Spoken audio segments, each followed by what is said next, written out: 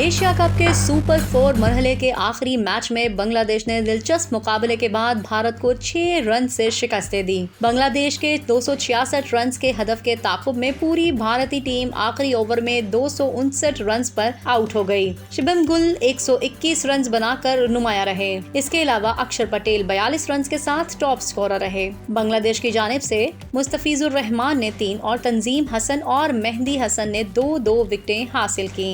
ये सुपर 4 मरहले का आखिरी मैच था। भारत और श्रीलंका ने पहले ही एशिया कप के फाइनल के लिए क्वालिफाई कर लिया था। दोनों टीमों के दरमियान एशिया कप का फाइनल इतवार को खेला जाएगा। सुपर 4 मरहले के इख्तिताम के साथ पॉइंट्स टेबल पर भारत पहली, श्रीलंका दूसरी, बांग्लादेश तीसरे और पाकिस्तान आखिरी नंबर पर रहा। इससे कबल कोलंबो में खेले गए मैच में भारत ने बांग्लादेश के खिलाफ टॉस जीतकर बॉलिंग का फैसला किया था। बांग्लादेश ने मुकर्ररा 50 ओवर्स में 8 विकेटों के नुकसान पर 265 रन बनाए।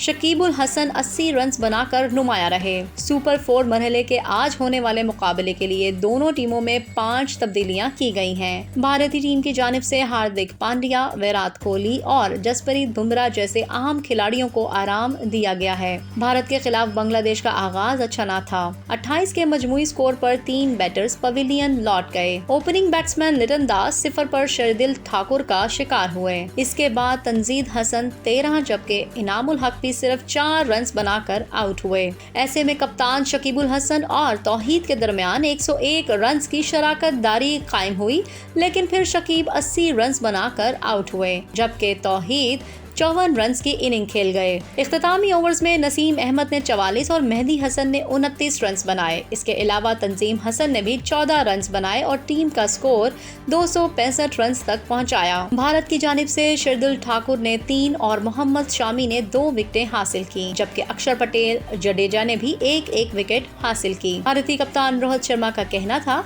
कि एशिया कप के फाइनल से कबल फ्लड लाइट्स में भी बैटिंग करना चाहते थे, इसलिए पहले बॉलिंग का फैसला किया।